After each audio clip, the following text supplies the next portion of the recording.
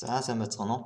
За та бүхэнд өнөөдрийнхөө хичээлээр би PowerPoint програмыг ашиглан сурагчдад зориулсан анимашн хичээл бэлтгэх аргын талаар та бүхэнд хэлж өгье.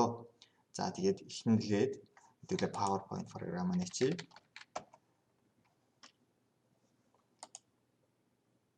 За PowerPoint програмынхаа нэчлээ. За одоо хэдүүлээ анимашныхаа эхлээ суурийг хэлээд суур background-ыг нэтлүүлээ хайцгаая. За тэрийг хайхдаа юу гэж хайх вэ гэхээр cartoon background гэж хайвал ерөн зүгээр. За cartoon background гэдэг хайж болно. За эндээс одоо ер нь бол арын суур дүрснүүд одоо зурагнууд ер нь их гарч ирж байна. За эднээс харж байгаад нэгийг сонгоё. За миний хувьд за энэ бол энэ зургийг сонгочих. За copy лөө оруулж. За ингээд энэ зураг дээр оруулчих. За энэ бол ер нь бол яг анимашн хийх арай суур болж байгаамаа. За тэгээд анимашн хөдөлгөөнөө илүү сонирхолтой болгохын тулд интернет орчноос та юу гэж хайх болох вэ гэхээр одоо юу гэдэг амтны нэр хайж болно. За юу гэдэг GIF файл гэж хайж болно. За энэ нь болохоор ер нь бол хөдөлгөөнт анимашн тийм зураг одоо юу гэдэг хөдөлгөөнт зураг гэж ярьдаг GIF файлыг. За ингээ харах юм бол бодит зургууд гарч ирж байна. За тэгвэл энэ дээрэс нь юу гэж таач vector гэж таач. Зураглалтай vector зурагтай гэж таач. Vector GIF. За тэгэх юм бол одоо ингээ баагаанууд явж байгаа ч юм зураг байж болно. За тэгвэл энэ зургийг хэвлээ харцгаая. За энэ зургийг авч ашиглаж болохоор за тэгвэл энэ зургийг copy доод юу яаж вэ? Нэгээр оруулъя. За тэгэх юм бол энэ зургийг оруулсан чинь ажлуулаад үзсэн чинь энэ цагаан дэвсгэртэйгээ харагдаад байгаа биз. За тэгхийн тулд тийм учраас энэ зургийн арын суурийг бид нар авч явах хэрэгтэй. За тэгвэл энэ зургийг эхлээд зургаар нь хадгалаад авчих. Хадгаллаа. Save as гэж дадлаа.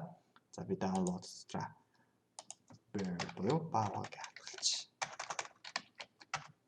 За хадгалчлаа. За тэгвэл энэ арийнхын суурийг нэвтрүүлээ арилгахын тулд яах вэ гэхээр интернет орчинд unscreen гэсэн тийм сайт гэдэг.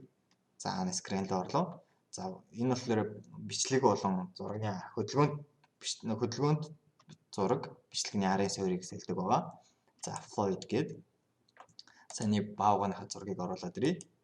За орууллаа. За тэнгууд тодорхой хэмжээгээр уншина. За тэнгууд арын суурь нь алга болж байгааз.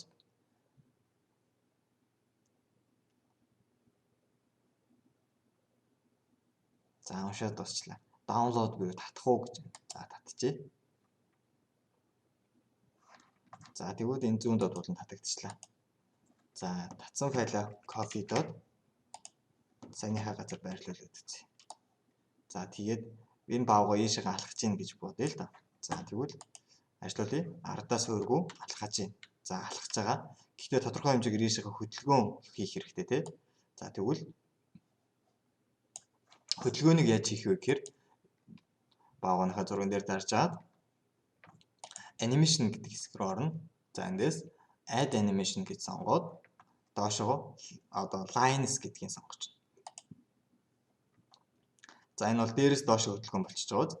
Тэгэхээр энийг нь add animation-ы хажуу талд байгаа effect options гэдэг дээр дараад за баруунаас одоо зүүн рүү за зүүнээс баруун руу гэдэг сонголтууд байна. За тэгвэл зүүнээс баруун руу гэдэг сонголтыг сонгочлоо.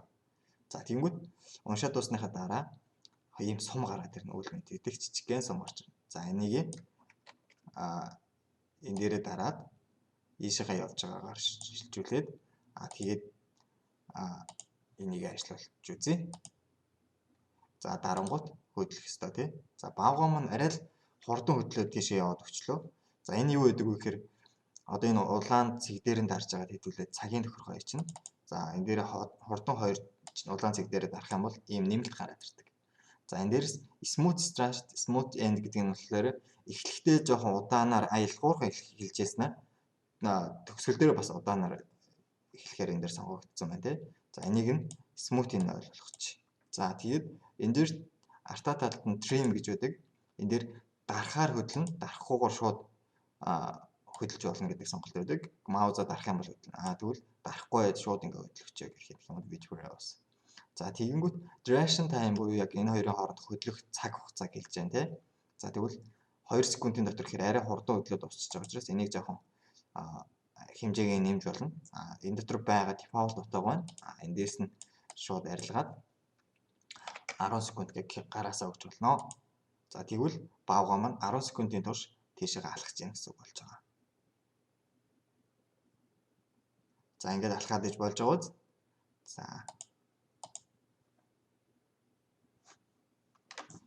За гэх мэтчлэнгээр анимашн хийж болно. За саяных бол бас арай хурдан байлаа тий. За тэгвэл энэ гих мэтчлэнгээр бас энэ дээр та ямар ч амьтныг одоо юу гэдгийг за би энэ дээр бол bear гэж хайсан тий.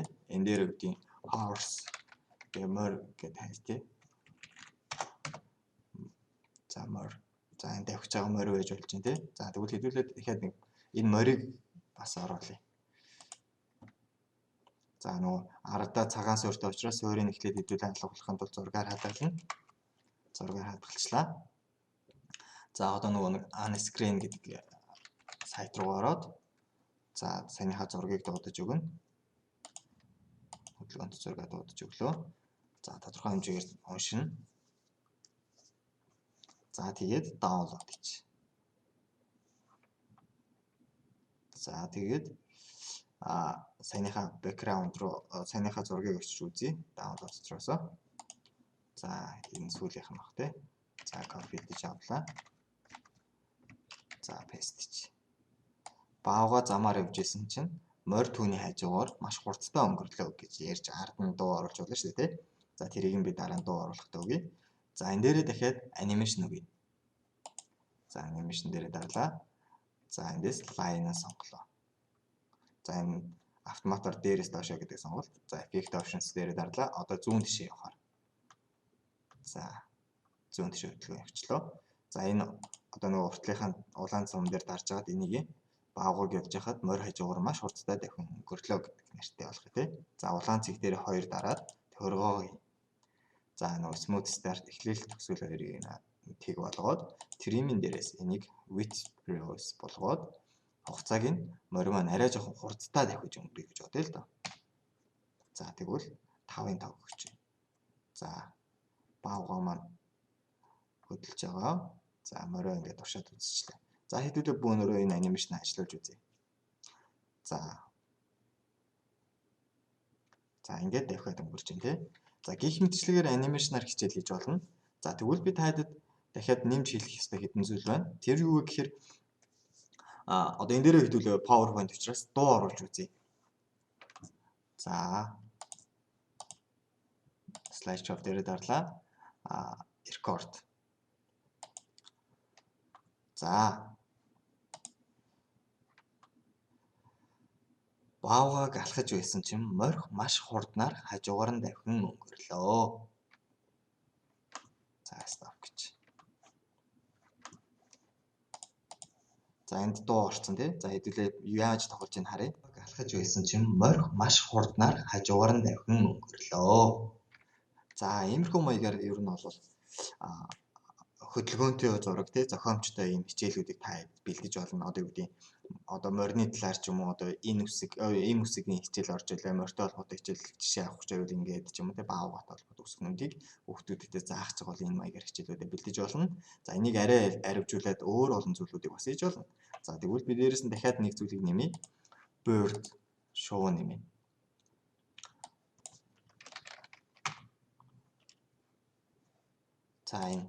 За энэ шоу нисэж байгаа нэг юм шоуны хөдөлгөөнт зураг баг шиг байна. За энэ хөдөлгөөн баг шиг. За энэ арай л онцгүй байна. Өөр нисэж байгаа шоуны зураг байна.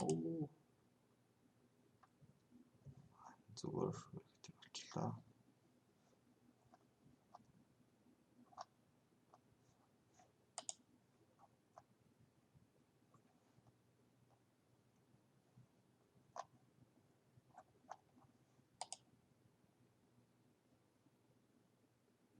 Энэ бол хуудснаас гараа авчлаа тий.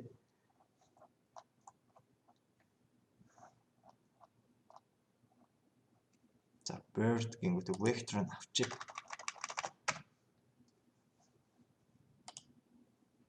За энэ шувууг авчиг. Ардаа ийм дөрвөлжин шот байх юм бол ардаа суургүй гэсэн үг. Ийм зургийг шууд авч ашиглах боломжтой. За зурган дээрээ дараа coffee дот тавьчих. За тэгээд шувуу маань өөрөө маш жижигхэн байх хэвээр. За эндээс шувуу нисээд тийшээ шилжиж байгаа юм. За одоо эндээ хөдөлгөөн өгье. Animation руу орлоо. Add animation. За эндээс line-аа сонголоо. За одоо баруун тишээ явах буюу effect options-ээс баруун тишээ сонголоо. За тэгээд улаан цэг дээрээ дараад энийг арай жоохон хоол нисэж байгаагаар явуулъя. За тэгчээд энэ хоёрын хоорондын нөгөө хугацаагийн өгтөө улаан шугам дээр хоёр дарлаа. Smoothie нөлөөллөө. Trim энэ дээр previous гээд энэ дээр за шугам маань арай алгуурхан нисэе гэж бодлоо л да. Энэ хоёрын хооронд мормон нисэх юм чинь энэ хоёрын хооронд за 8 секунд хэрэгтэй нисэе. За энийг туршаад үзчихлээ. За бүгдээрээ ингэ ажиллуулаад байсан чинь морх маш хурднаар хажуугаар нь давхин өнгөрлөө. За ингээд зохиомжтой та хүүхдүүдтэй хичээл болон үлгэрийг ч юм уу тий зохиомжтойгоор хийж үзүүлэх боломжтой хичээл болж байна тий. За тэгвэл та хэдэд бас дахиад нэмээд нэг зүйлийг хэлье. За тэр юу гэдэг вэ гэхээр сүүлд одоо 2019 буюу PowerPoint Office 2019-с хойш хувилбар дээр PowerPoint дээр 3D гэсэн тийм сонголт гарч ирсэн. За 3D гэсэн сонголтын дээрээс form файл гэдэг энэ дээрээс очлаарай. Эндээс онлайнаас интернет орчноос хэдүүлээ нэг дүрс авч ашиглаж үзье сургалтандаа.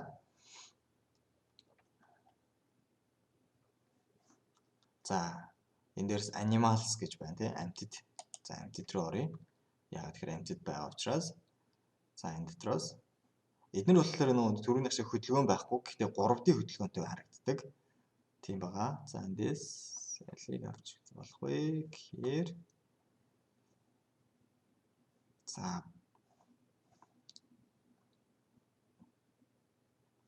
за энэ бугыг авчих.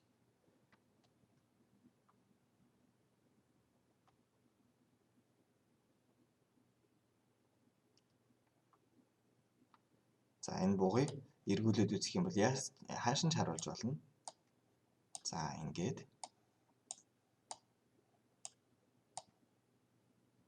3D ингээд амтын дотроос олоод ингээд байршуулад ингээд ажиллах боломжтой. За нарийн харсан бол та хэд анзаарсан бол 3D дотор одоо юу гэдгийг дангац амтд гэхгүй маш олон төрлийн ингээд дүрснүүд бол байсан. Хүүхдүүдтэй бодиттой юм шиг харагдуулахаар тий. За эднэрээс ингээд та хичээл сургалтанд аваад илүү хичээлээ үр дүнтэйгээр ашиглана гэж бодож байна. За та бүхэнд баярлалаа. Амжилт хүсье.